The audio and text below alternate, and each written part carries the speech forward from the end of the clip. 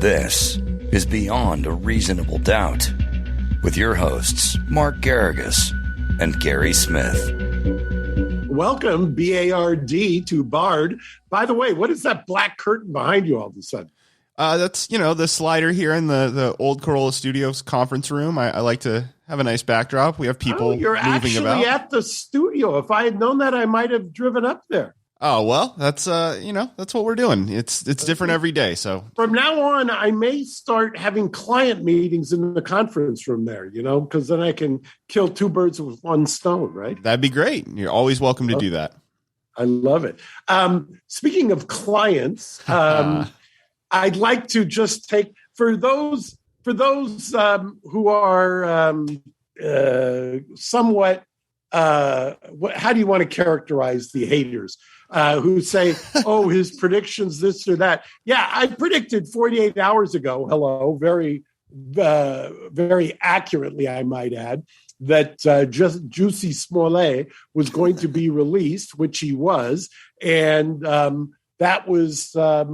I think some people were tweeting at us, weren't they, Gary? Yeah, there were a few people on social media who had thoughts. Yeah.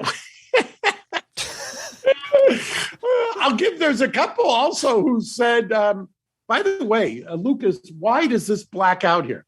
This is quite annoying. Hold on, Gary. Well, you're doing just fine. Then I lose. I'll vamp a little bit. I mean, Mark's referring to one of his clients that he made a prediction about. I'm sure people were stunned to see that it came true. But yeah, Mark tweeted at me, or texted me rather, right when the story hit, and he was quite pleased, as was I. And as I said to another colleague of ours, Brett, who we reference every now and then, who does great research for this show, had it not been for my having a conflicting recording, we would have done an emergency BARD, B-A-R-D, as Mark has now become fond of calling it. Because as I to give an explanation, I had put two and two together, literally. That there again, Lucas, really, Lucas.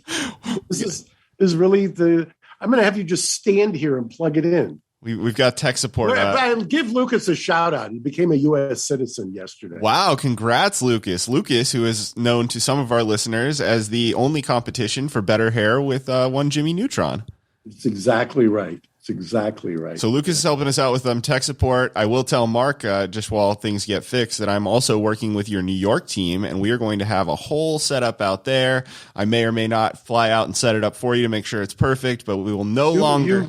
You should. You absolutely should. I would be happy. I mean, we do get some complaints about sound, so not for long. But let me give the story here as to what happened. Yeah. In fact, I may even, since Lucas is screwing this up here, put it right here, and I'll tell you, Gary. So the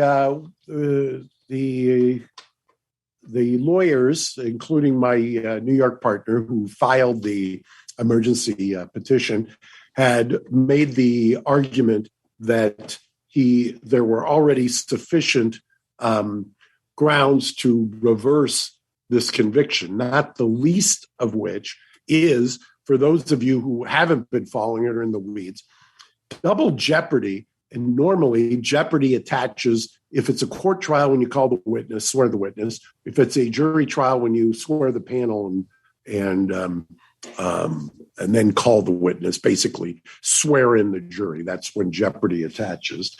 In this case, though, double jeopardy actually encompasses punishment. And since it was back when I was involved, which was the first go around, and we negotiated basically an agreement that he would forfeit $10,000, that the $10,000 they would keep, and then the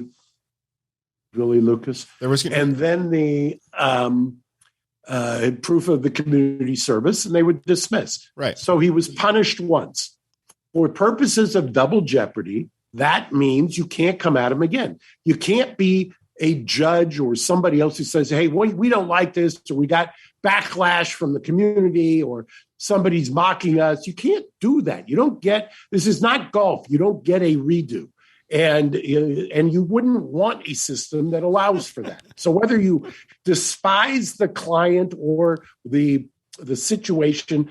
Remember, it's not a situation where you want to give the government the ability to come at you until they get the most popular decision. That just is not what our these over 200 years of jurisprudence is based on. So when we filed that, or I didn't file it, but Tina and Uche, then there was what's called an order to show cause, an OSC. Mm-hmm. Order to show cause on a very short time period, ordered the Office of Special Prosecutor, which is yet another a complete abortion in this case, because the idea of appointing a special prosecutor for this low-grade felony that normally is just taken away by a basically no punishment whatsoever, virtually anywhere in the U.S., is absurd. And by the way, for those who say or believe that Dan Webb, who was appointed for this, who claimed he was doing it for free, no, he did it for his costs. Wait and see when somebody does a FOIA to see how much the costs were that Winston Strawn charged in this case. It's a complete outrage. And ultimately, as I said before, this was nothing more than a way to take out Kim Foxx, who was an African-American prosecutor, commonly called a progressive prosecutor. And you saw last week where she did an interview and has come to the realization that that's what this was. It was just a kind of as she described it, I would embrace it, mob justice. And mob justice doesn't mean you get to just try somebody successively or serially. So he's out. I talked to him this morning. He's in good spirits, and I may have him call in on the big show, so we'll see. Interesting. Well, we will look forward to that. For all my golf lovers out there, I know you and Adam abhor it. I have to get in mulligan, do-over. You know, that's what we call it when we're actually out there. What else do you want to talk about? I was going to say mulligan, and which would be appropriate for St. Patty's Day. But yeah, exactly. I came to a startling realization this year that I guess I hadn't put together before, that your Lenten obligations and what you decide to give up is straight, right in concert with St. Patrick's Day every year. I mean, that's just not right. There's got to be. For this year, for the first time, two of my close Irish buddies both told me, and I looked it up, and they're absolutely right, that there is an exception. You get a free pass. You get a free pass for St. Patrick's Day, which I never knew. That's amazing. Yeah, but my fear is that if I go on or off the wagon, I could never figure out which it is. It'd be actually off. That they would ruin my streak here. Yeah, absolutely. So I'm not going to take advantage of it. Especially because I just learned it, and it seems like it's kind of cheating. And it's pretty convenient. Interestingly, I didn't realize also when I did a little research that it's named after kind of the patron saint who brought Christianity to Ireland, which is interesting. As an Armenian, we have the oldest Christian nation for over 1,700 years. And so I thought, and that the shamrock apparently also is symbolic of the Holy Trinity, which is an interesting little fun fact on top of it. And so now I'll know and remember. And I did talk to one of my Irish buddies who had already said that the bars were opening in Boston at 7 a.m. this morning, and Jameson was going all the way around. So, well, that's not special for St. Patrick's Day. That's just Boston. But I tell you what, Mark, the first Tuesday after Easter, the Don Julio's on me. I'll bring it with me. Oh, I'll be there. I'll be in studio. So the other thing I was thinking about, that I did a little research today because I was very much interested in this. Biden labeled Putin a war criminal, and did you see the back and forth on that one? Yeah, it was a little unusual the way that he was asked, and then he gave one answer, and then he sought the questioner out and went back and did it. I thought that seemed very deliberate to me. Do you have that? I don't have that ready. I might be able to get it while you vamp, but yeah. Okay, so I went and looked in the ICC, because my memory was that and I've got a friend who I may have call in also on the big show, who used to be of counsel of the firm and XDA, who works at was part of the prosecution team for Charles Taylor and a variety of other people back when Amal Clooney was before she was a Clooney.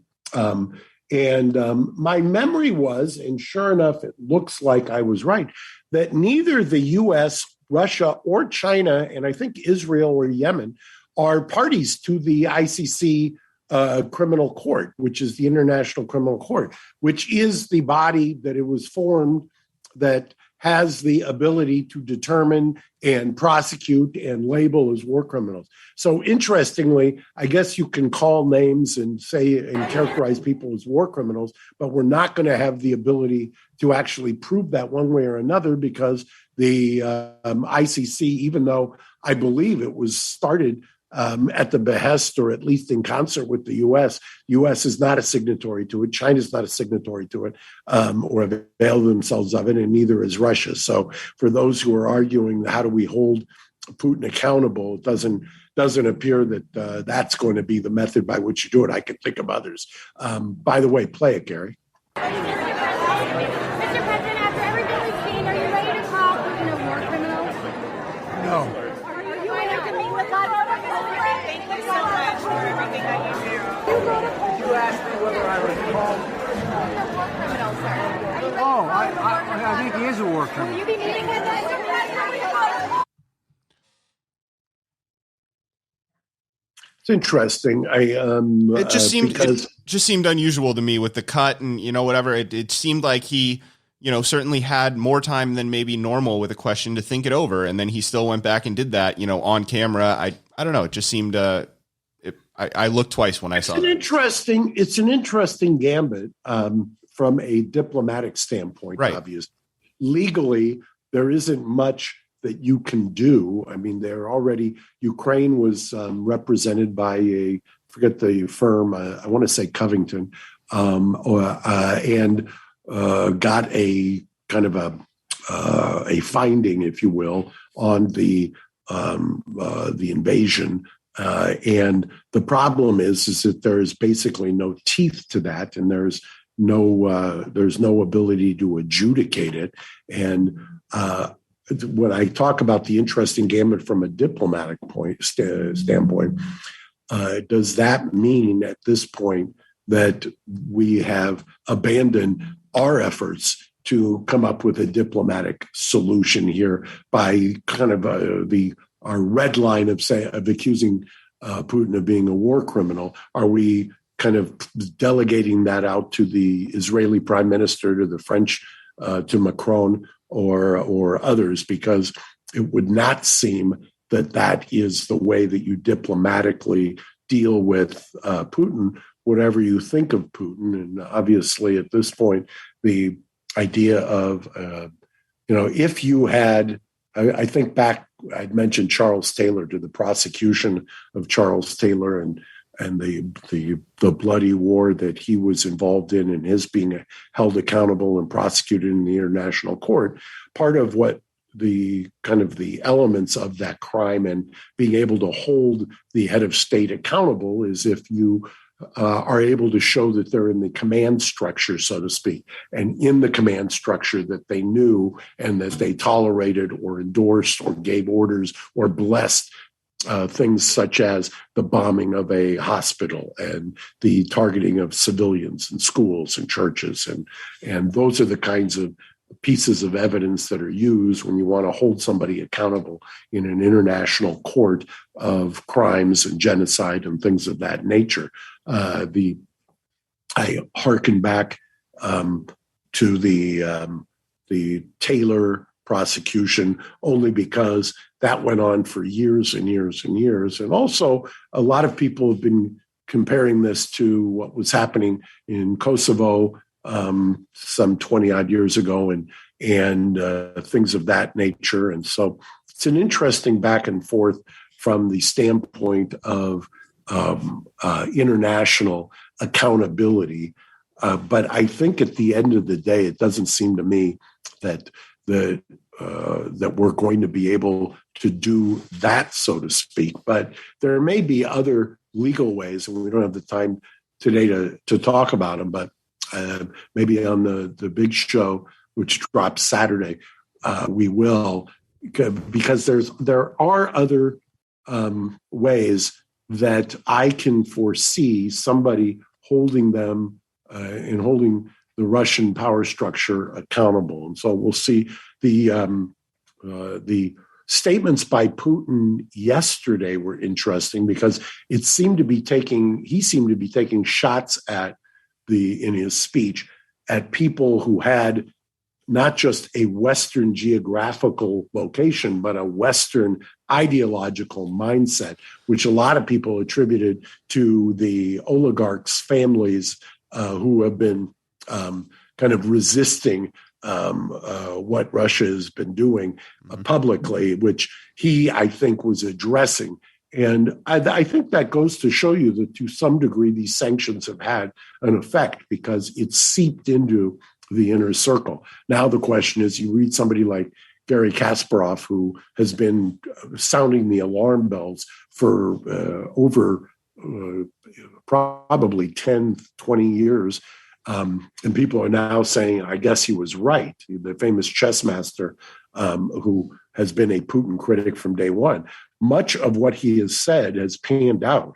And he makes a very, very persuasive case for why this is not going to end with Ukraine. And also that the people who think Ukraine is winning or will win, he's been a kind of